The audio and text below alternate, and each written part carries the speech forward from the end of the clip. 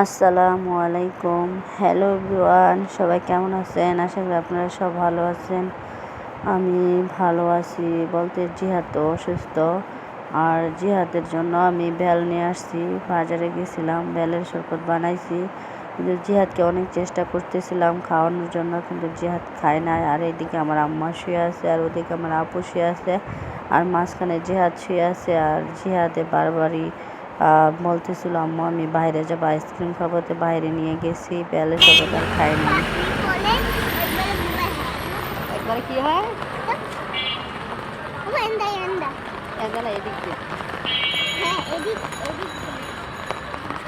তুমি কিসের জন্য যাচ্ছ বলো? তো বেলের শরবত খাও নাই কেন?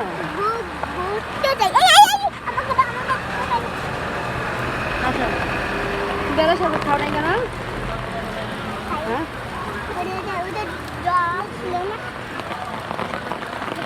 তোমার জন্য যাবো, এত কষ্ট করতেছি, তুই কেমনি বিরিয়ানি জায়গা আসবে আসে কোনটা নিকা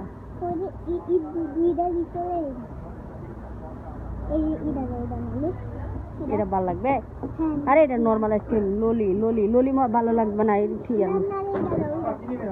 কোনটা? এটা এটা নিবা, এটা এটা নো, এটা নো, ওই যে এটা খাবে নাকি? এটা এটা কমলা, এই যে অরেঞ্জ কালার। আচ্ছা আচ্ছা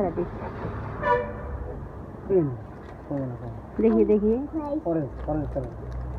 কত তুমি এগুলো কোন আইসক্রিম নাও একটা?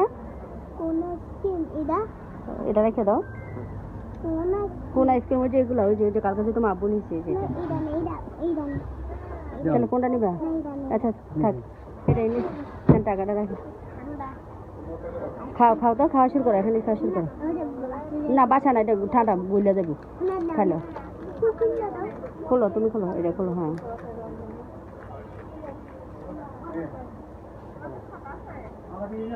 খোলো, উল্টা খুলছো। আরে নর্মাল আইসক্রিম লেছি। হ্যাঁ, ইয়া করে খাও।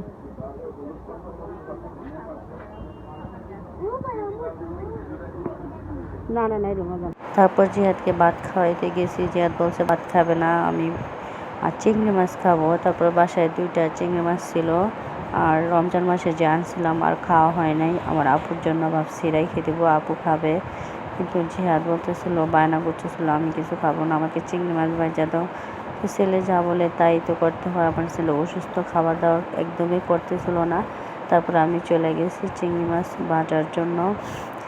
আর চিংড়ি মাছ বলছে, আমার ছেলে যখন যেটা বলে ওটাই বলতেছে, দাও দাও তাড়াতাড়ি দাও। আমি বলছি এই তো মাত্র তুমি বলছো। তারপরে ভিজাইলাম, তারপরে এটা গ্যাস ছিল না, কতক্ষণ পর গ্যাস আসছে, তারপরে ভাজা দিছি।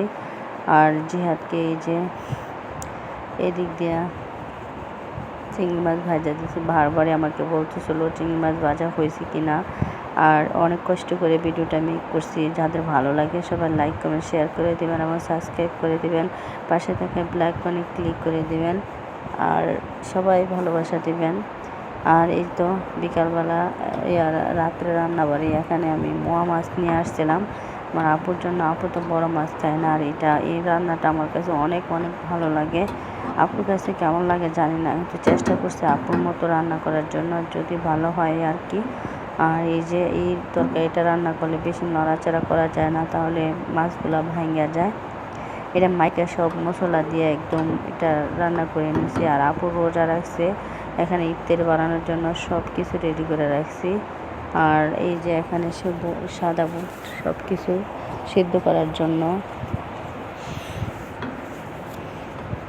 আজকে ভিডিওটা আমি এডিট করতেছি হসপিটালে বসে, আর কারণ জিহাদ আর অবস্থা খুবই খারাপ ছিল।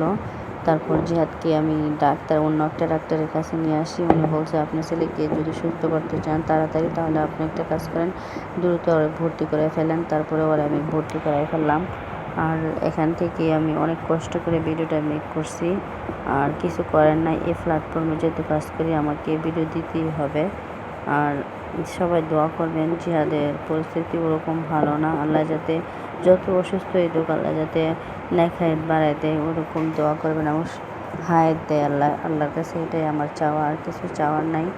আর চেষ্টা করব যেভাবে পারি আপনাদের কাছে সব কিছু শেয়ার করার জন্য। আর সবাই ভালোবাসা দিবেন এবং সাপোর্ট করবেন বেশি বেশি করে। আপনাদের সাপোর্ট হইলে আমি ভিডিও বানানো আগ্রহ বাড়বে। অনেক কষ্টের মাঝে আপনাদের কাছে একটা ভিডিও শেয়ার করি। সবাই সাবস্ক্রাইব করে দেবেন। নেক্সট কোনো ভিডিও নিয়ে আপনাদের সামনে চলে আসবে। এই পর্যন্ত আল্লাহ হাফেজ।